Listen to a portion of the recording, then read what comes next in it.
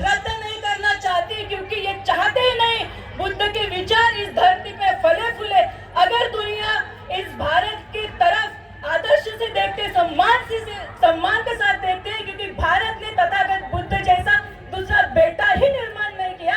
तथागत बुद्ध की वजह से तमाम विश्व के लोग यहाँ पे आते हैं सम्मान के साथ, वो नतमस्तक होते हैं बौद्ध के विहार में। लेकिन यह देना नहीं चाहती संघीय सरकारें। क्यों? क्योंकि यहाँ पे इनको ब्राह्मण राष्ट्र निर्माण करना है।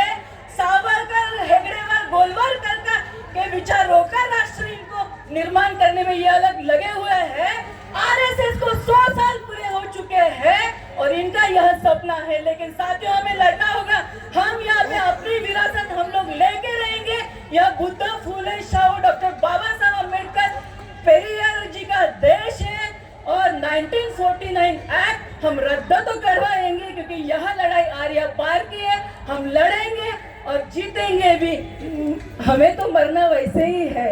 एक कवि ने बहुत खूब कहा है कि मैंने कब्रिस्तान में ऐसे भी लोगों के कब्र देखे हैं जिन्होंने इसलिए संघर्ष नहीं किया कि ताकि वो मारे न जाए।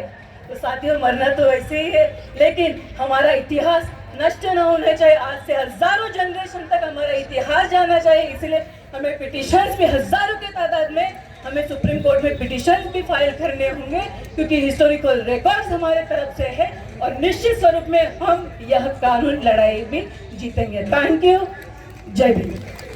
जय भीम। आक्रमण किया।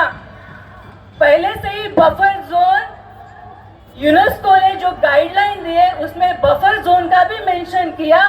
फिर भी उन्होंने यूनेस्को के जो लॉज है उसकी धज्जियां उड़ाई इन पंडों ने 1949 के बेटी एक्ट ने, और वहां पे इंक्रोचमेंट किया।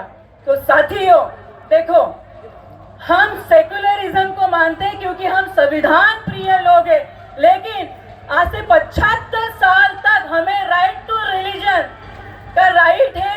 सभी धर्म को वो राइट है, लेकिन बौद्ध को महाबोधि विहार के बारे में उस राइट्स को आज तक वंचित रखा गया। हमें हमारी धरोहर इन लोगों ने सौंपी नहीं। यह भी बहुत बड़ा क्राइम है और इसका जवाब हम सरकार को पूछेंगे। इतने सालों से ये लड़ाई चल रही है, सिर्फ 140 साल से ही नहीं। अनागरिक धम्मपाल ने तो बहुत बड़ी लड़ाई लड़ी। 1895 में बिहार के कोर्ट में उन्होंने दावा भी डाला था, अनागरिक धम्मपाल वर्सेस गिरी, और कोर्ट ने यह निर्णय भी दिया कि बौद्ध कुछ विष्णु का अवतार नहीं है और यह बौद्धों की धरोहर है।